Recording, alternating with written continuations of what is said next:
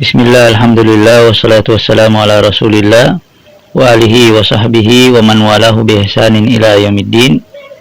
Ikhwah yang sama dirahmati Allah subhanahu wa ta'ala, pada kesempatan kali ini kita akan membacakan hadis-hadis yang ada di dalam buku mukarrar yang ada di hadapan antum. Buku mukarrar yang ada di hadapan antum itu judulnya adalah Taisirul Alam.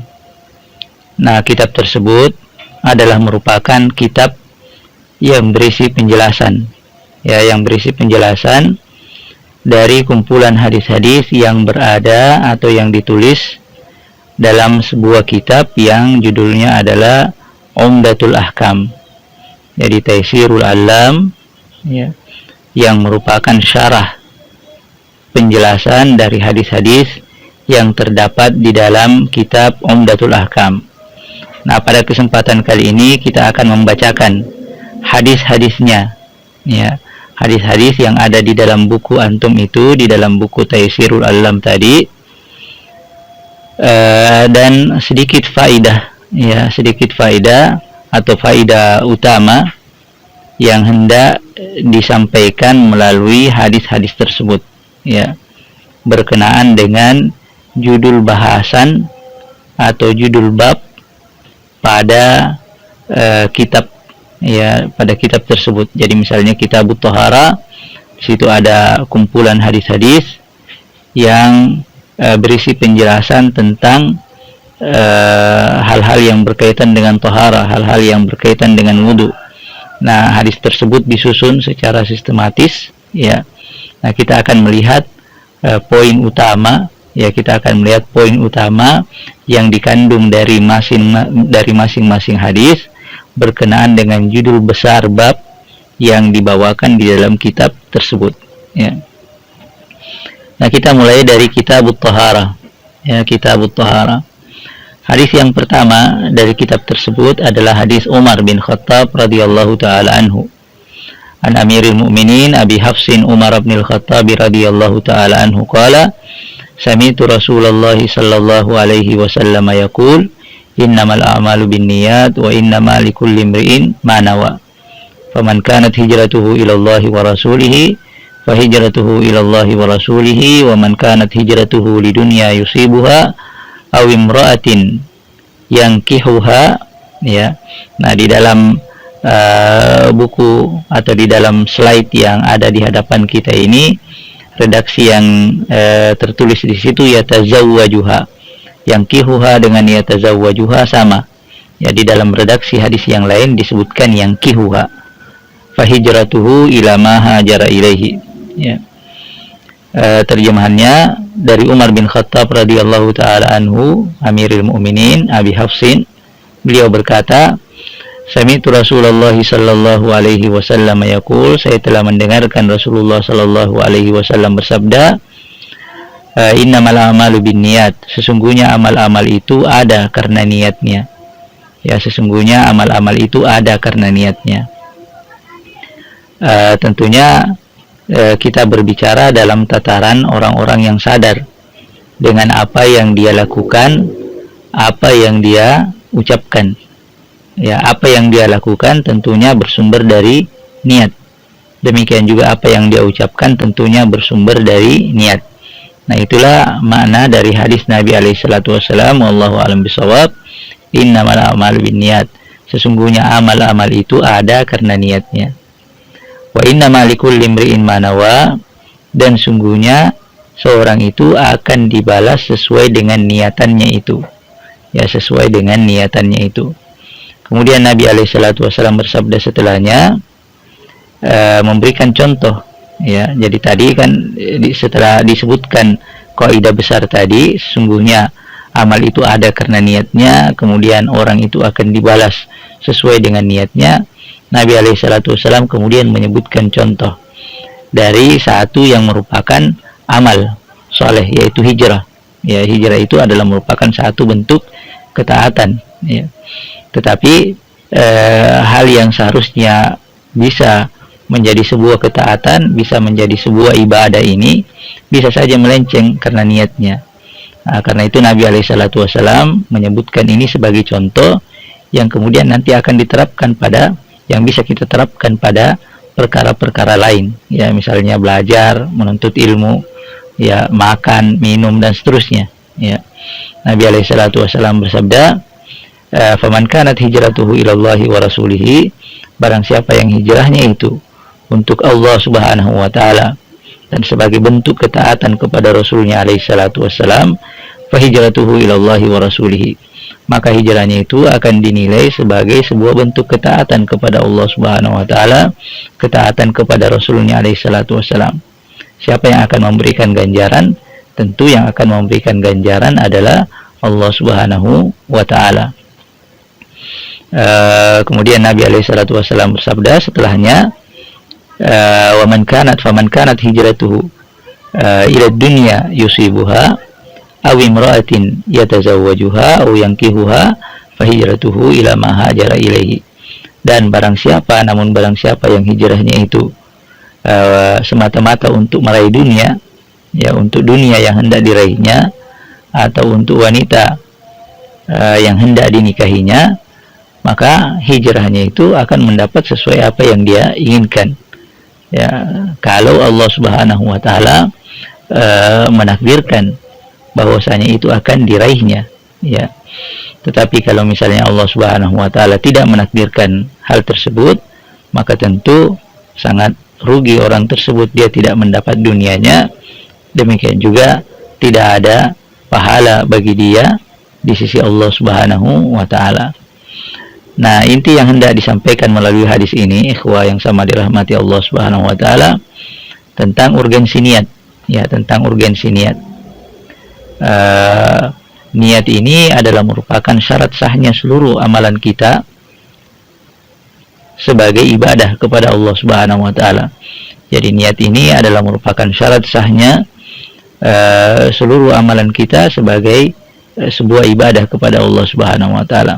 Betapapun amal kita itu baik, ketika kita tidak niatkan amalan itu sebagai bentuk ibadah kepada Allah Subhanahu wa taala, maka itu tidak akan dinilai ibadah di sisi Allah Subhanahu wa taala. Nah, karena itu ulama mengatakan bahwa syarat sahnya seluruh jenis ibadah, seluruh jenis amalan agar kemudian dinilai sebagai sebuah ibadah di sisi Allah Subhanahu wa taala adalah niat. Dan karena itu pula maka hadis ini ditetapkan atau dituliskan, ya, pada urutan yang pertama untuk memberikan informasi awal kepada kita agar kemudian kita selalu memperbaiki niat-niat kita, ya. Ulama juga menjelaskan bahwa ada syarat yang kedua, ya, ada syarat yang kedua agar kemudian aktivitas apa saja yang kita lakukan bisa bernilai ibadah kepada Allah Subhanahu wa taala. Apa syarat yang kedua itu? Syarat yang kedua itu adalah al-muwafaqah wal mutaba'ah wa adamul mukhalafah, ya. Syarat yang kedua itu adalah sesuai dengan tuntunan dan tidak melanggar aturan. Ya, sesuai dengan tuntunan dan tidak melanggar aturan. Ini juga adalah merupakan syarat yang hendaknya kita perhatikan, ya. Jadi betapapun niat kita ikhlas melakukan sebuah amalan, ya, untuk kebaikan, niat kita ikhlas, ya, untuk menjadikan amal kita itu kita persembahkan kepada Allah Subhanahu wa taala. Tetapi kalau amal itu adalah merupakan amal yang melanggar aturan Allah Subhanahu wa taala, maka tetap saja amalan tersebut tidak akan dinilai sebagai sebuah ketaatan kepada Allah Subhanahu wa taala tentunya, ya. Bahkan itu adalah merupakan sebuah pelanggaran. Contohnya apa? Contohnya ketika seorang mencuri, ya, dengan niat akan membagi-bagikan harta curian tersebut atau hasil curian tersebut kepada orang-orang yang membutuhkan. Niatnya baik, tetapi apa yang dia lakukan adalah merupakan sebuah pelanggaran. Karena itu apa yang dilakukannya itu tidak sama sekali bernilai ibadah di sisi Allah Subhanahu wa taala. Nah, itu hadis yang pertama. Kemudian hadis yang kedua adalah hadis Abi Hurairah radhiyallahu taala anhu. An Abi Hurairah radhiyallahu taala anhu qala Qala Rasulullah sallallahu alaihi wasallam, la yaqbalullahu salata ahadikum idza ahdatsa hatta yatawadda. Ya. Rasulullah sallallahu alaihi wasallam bersabda, Allah Subhanahu wa taala tidak akan menerima salat salah seorang dari kalian hingga dia berwudu. Poin yang hendak disampaikan melalui hadis ini adalah bahwa salat yang kita lakukan merupakan sebuah ibadah yang memiliki syarat-syarat. Ya, salat yang kita lakukan adalah merupakan sebuah ibadah yang memiliki syarat-syarat. Salat yang kita lakukan itu baru dinyatakan sah, ya. Salat yang kita lakukan itu baru dinyatakan sah ketika kita mengerjakannya sesuai dengan syarat-syarat tersebut.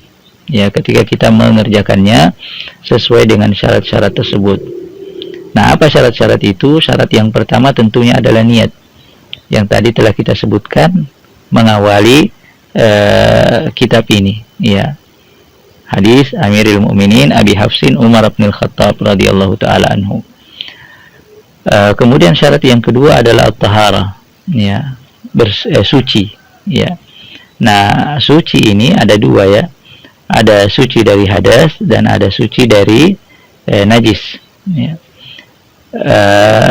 Suci dari hadas itu ada dua, suci dari hadas kecil dan suci dari hadas besar. Intinya at-taharah itu adalah merupakan satu di antara syarat sahnya salat yang kita lakukan. Karena itu disebutkan dalam hadis ini Rasulullah Shallallahu Alaihi Wasallam bersabda bahwa Allah Subhanahu Wa Taala tidak akan menerima salat salah seorang dari kalian yang berhadas hingga dia bersuci, hingga dia berwudu, ya, hingga dia berwudu. Ikhwah yang sama dirahmati Allah Subhanahu Wa Taala, hadas dan najis. Hadas dan najis ini adalah merupakan dua peristilahan yang mungkin sudah sangat familiar di kalangan kita. Nah, tetapi mungkin di antara kita atau di antara orang, meskipun dua hadis ini sudah sangat familiar dalam pendengaran mereka, tapi tidak semua mengetahui secara pas, ya, secara pasti apa sih perbedaan antara hadas dan najis. Ya. Nah, karena itu ulama menjelaskan hal tersebut. Mal farqu baina al-hadas wan najis. Apa perbedaan antara hadas dan najis?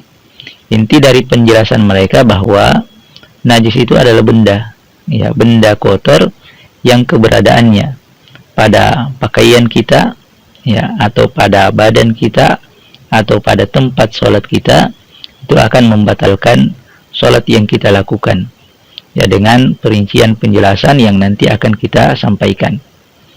Sedangkan hadas adalah sifat, ya. Jadi kalau najis itu adalah benda, kalau hadas itu adalah sifat. Sifat yang lekat pada diri seseorang dari sebuah aktivitas tertentu yang dijelaskan di dalam dalil-dalil tentunya. Manakala sifat itu lekat pada diri orang itu, maka batallah sholatnya. Contohnya apa? Contohnya buang air kecil. Ya, buang air kecil. Ketika seorang melakukan aktivitas itu, buang air kecil, maka dinyatakan bahwa dia telah berhadas. Secara otomatis lekat sifat hadas itu pada dirinya.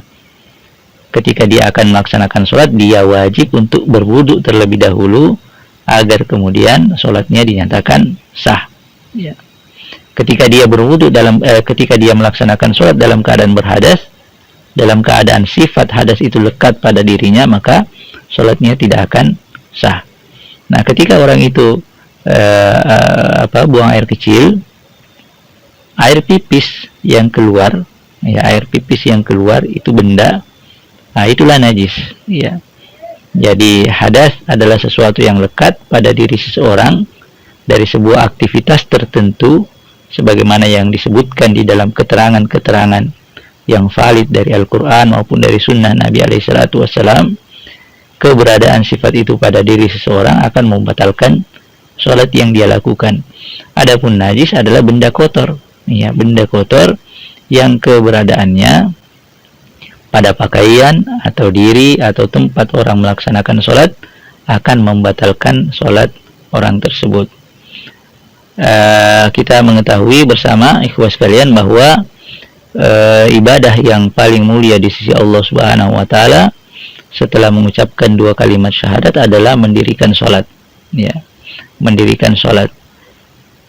Maka agar sholat yang kita lakukan itu dinyatakan sah, kita harus melakukan syarat-syarat sahnya terlebih dahulu, baru kemudian kita melaksanakannya.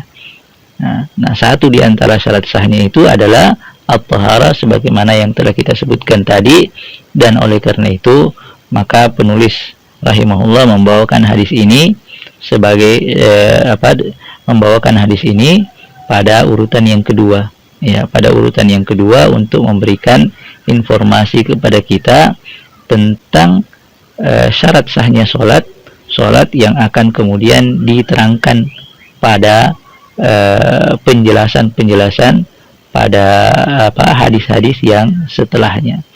Ya, mengawali itu semua tentunya perlu dijelaskan syarat-syarat sahnya sholat itu, karena itu dimulai dari syarat yang pertama, niat tadi, hadis yang pertama, kemudian syarat yang kedua adalah at-taharah, ya, at-taharah, suci. Dalam hadis ini suci dari hadas kecil, tetapi ini adalah merupakan hadis yang mewakili at-taharah itu sendiri, suci dari hadas maupun suci dari najis. Ikhwah yang sama dirahmati Allah Subhanahu wa taala, ini yang bisa kita sampaikan pada pertemuan ini. Insyaallah pada penjelasan insyaallah pada pertemuan yang akan datang kita akan lanjutkan penjelasan kita. Wassallallahu ala Muhammadin wa alihi wa sahbihi wasallam. Wa akhiru da'wana alhamdulillahi rabbil alamin. Assalamualaikum warahmatullahi wabarakatuh.